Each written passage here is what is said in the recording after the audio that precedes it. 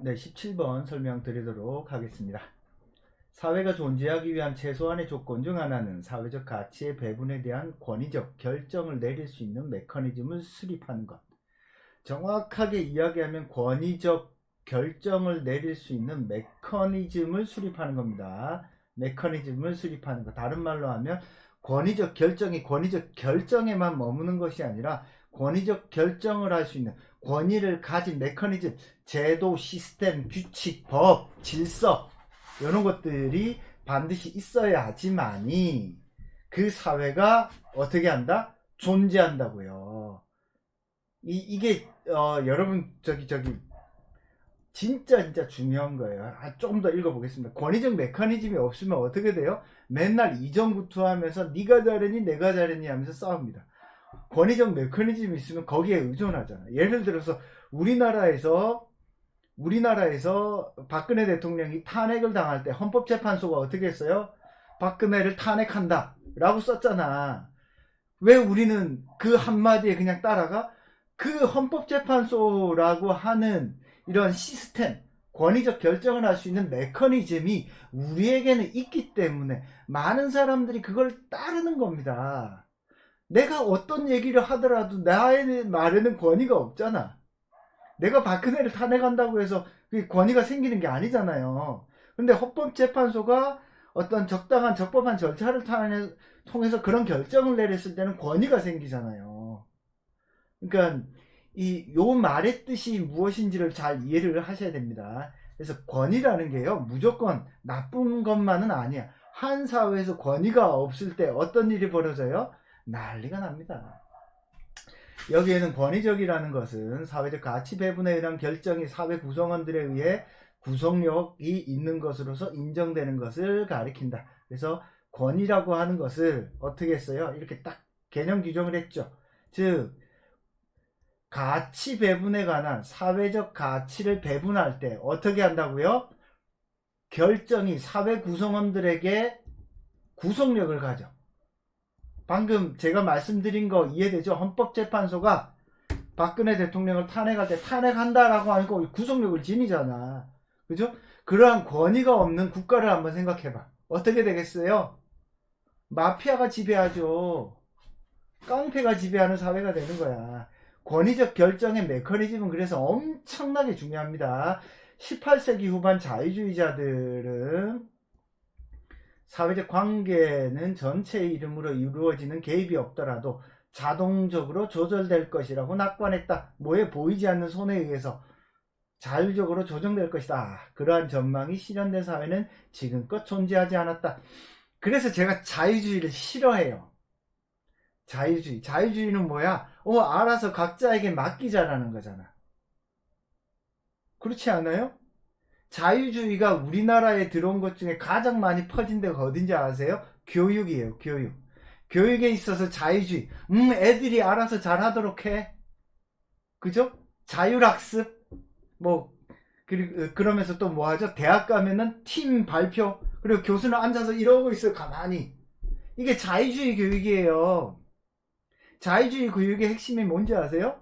책임을 지지 않는 겁니다. 애들한테 자율적으로 맡겼어? 저기 뭐죠? 구조주의 학습 방법도 자유주의 교육의 연장선상이에요. 구조주의란다. 구성주의 학습 방법. 학생들의 어떤 자율성, 상호작용을 존중한다. 라는 측면에서 지식이라고 하는 것이 아이들의 자율적인 활동을 통해서 구성된다라고 보는 게 구성주의잖아. 이런 구성주의 학습 이론들이 미국에서 전부 다 배워와가지고 우리나라 교육 관료들이 다 거기서 차지하고 있거든요.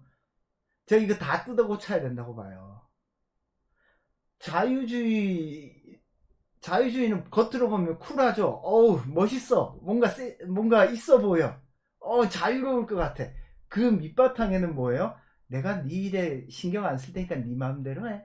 여기에는 뭐가 들어있냐면 사회적 관계의 단절이 들어있어요.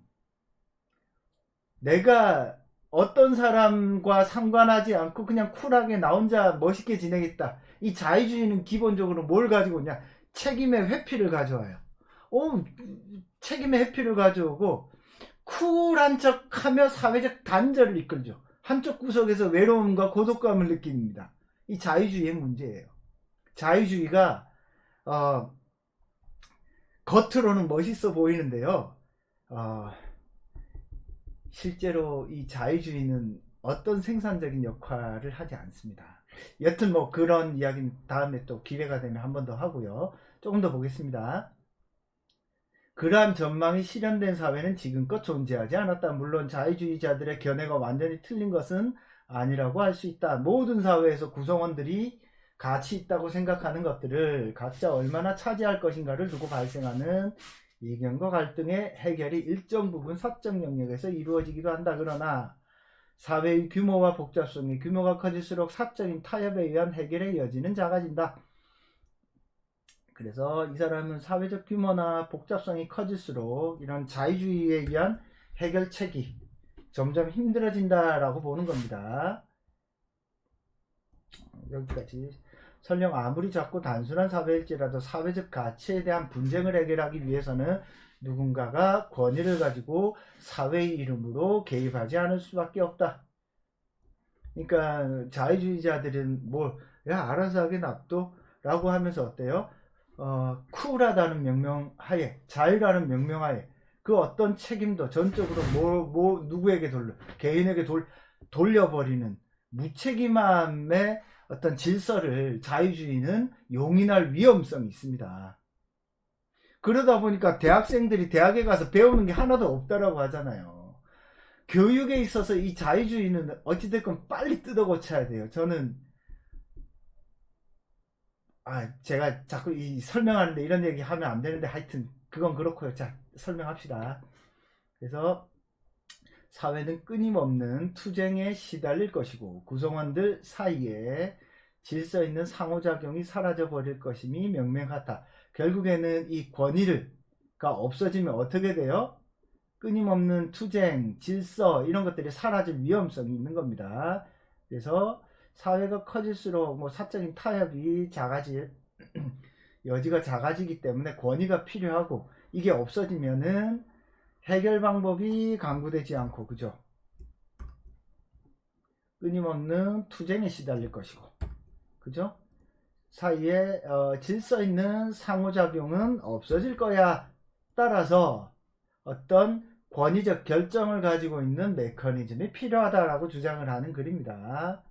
자, 마지막 부분 읽어봅시다. 따라서 어떤 사회라도 모두가 희구하는 것을 누가 얼마나 가질 것인가에 대한 문제에 대한 권위적인 결정을 내리는 메커니즘을 가지고 있어야 된다. 그래서 권위적 결정을 가지고 있는 메커니즘 두 번이나 나왔네요. 그죠? 그러니까 중요한 겁니다.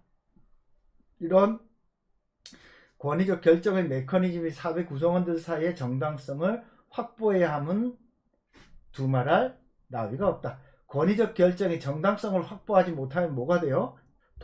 독재가 되죠. 전두환이 되는 겁니다. 자, 그래서 이 글은 어떤 사회가 잘 유지되기 위해서는 권위적 결정을 내리는 메커니즘이 필요하다. 정당성을 가진 권위적 결정을 내리는 메커니즘이 필요하다. 이를 위해서 이를 통해서 뭘 확보할 수 있다?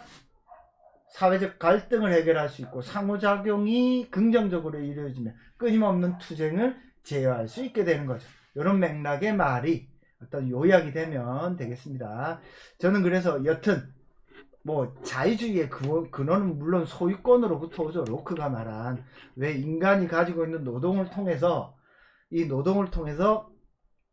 자기가 만든 산물이 자기의 어떤 소유로 되는 것으로부터 어떤 자유주의가 출발합니다. 그래서 이 자유주의의 사상은 물론 데카르트, 철학적으로는 데카르트, 사회학적으로는 어떤 로크로부터 이어지지만 이런 자유주의의 어떤 기본 이념이 현대사회를 이렇게 발전시켜 온 건 분명한데 이 자유주의만으로 절대 사회가 작동하지 않는다는 것 또한 잘 숙지를 하셔야 됩니다. 오케이, 여기까지 설명하도록 하겠습니다.